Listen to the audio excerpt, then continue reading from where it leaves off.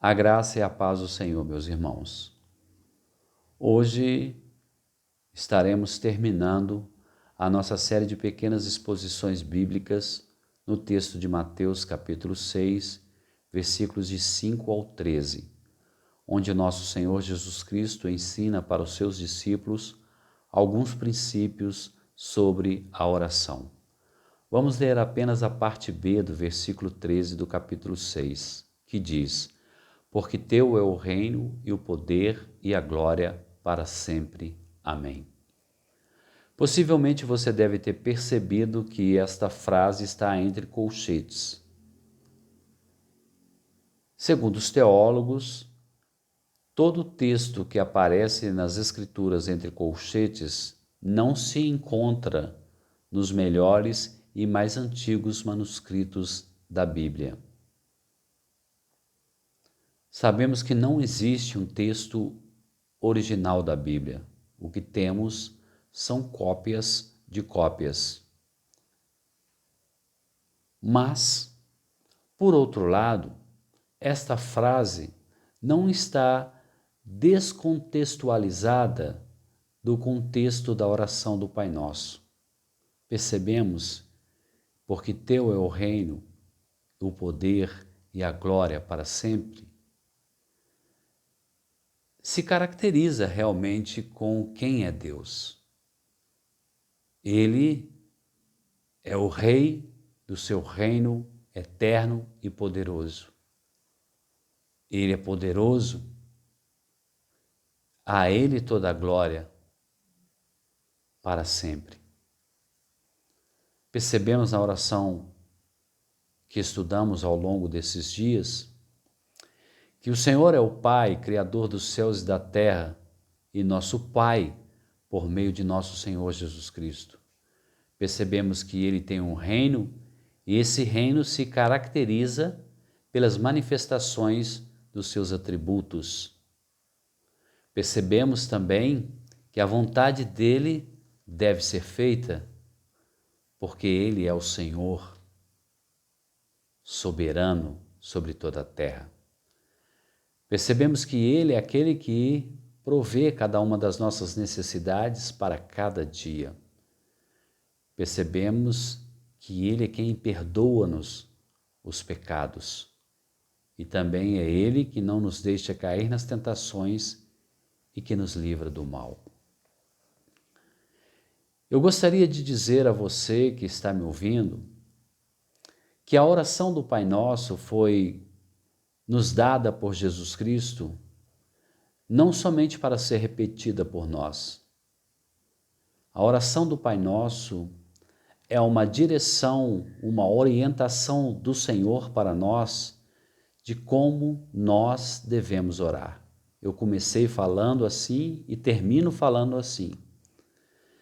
Não é que esteja errado em repetir a oração do Pai Nosso, mas o objetivo principal do nosso Senhor Jesus Cristo, ao nos ensinar esta oração, foi estabelecer alguns princípios de como devemos nos conduzir a Deus em oração.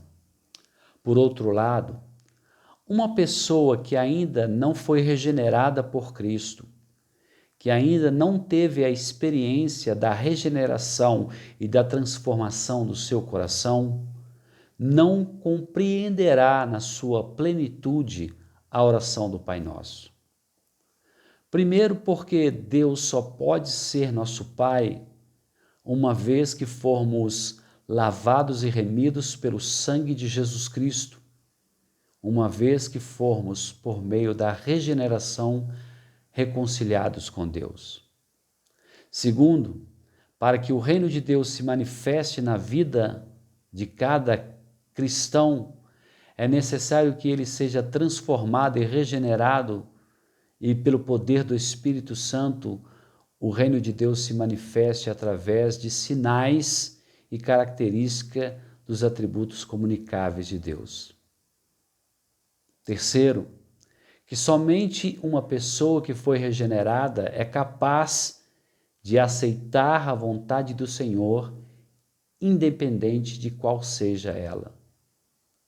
que somente uma pessoa regenerada, que realmente nasceu de novo, poderá entender que o pão de cada dia nos basta.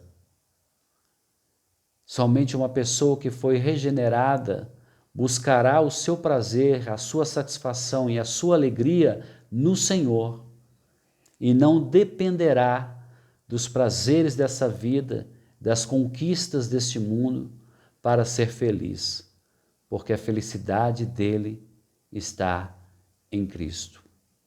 Somente uma pessoa que foi regenerada e que nasceu de novo é capaz de perdoar o próximo, de perdoar aquele que o ofendeu, de receber o perdão de Deus e, consequentemente, pelo fato de ele ter sido regenerado e ser nova criatura em Cristo, ele perdoa e ele não guarda mágoa e ele não faz mal ao seu inimigo.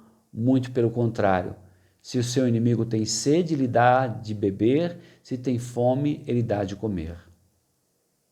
Somente uma pessoa que foi regenerada e nasceu de novo é capaz de rejeitar o pecado e lutar contra os desejos da velha natureza morta em delitos e pecados.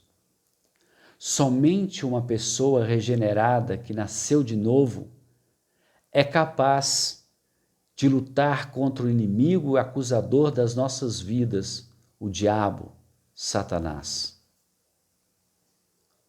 Somente uma pessoa regenerada que nasceu de novo compreenderá a plenitude desta oração tão poderosa que o Senhor nos ensinou. E o poder da oração do Pai Nosso não está na repetição contínua dela. O poder está em compreender os desígnios e o propósito de Deus para uma vida de oração que honre o seu nome e que busca a glória para Deus.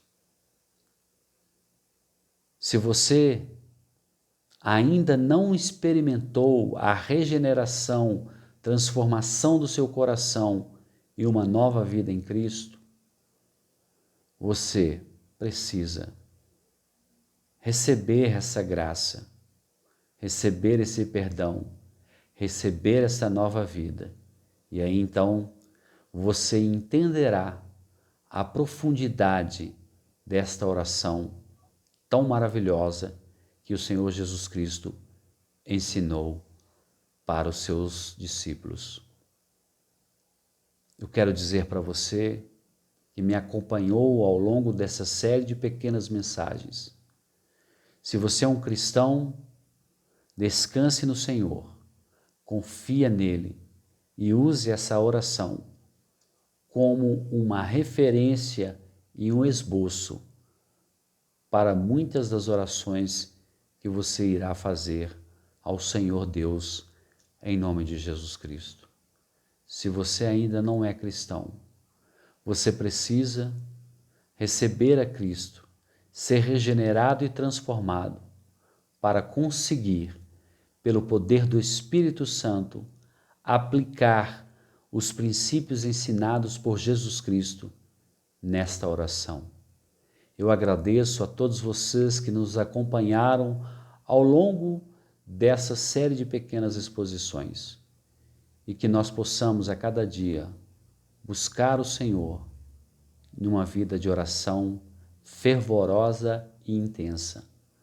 Porque como nos ensinou o apóstolo Paulo na sua carta aos Romanos, no capítulo 8, nós não sabemos orar como convém, mas o Espírito Santo intercede por nós junto ao Pai, com gemidos inexprimíveis. Que Deus te abençoe ricamente, em nome de Jesus. Quero fazer uma última oração. Pai, agradecemos pela bondade, misericórdia e cuidado do Senhor.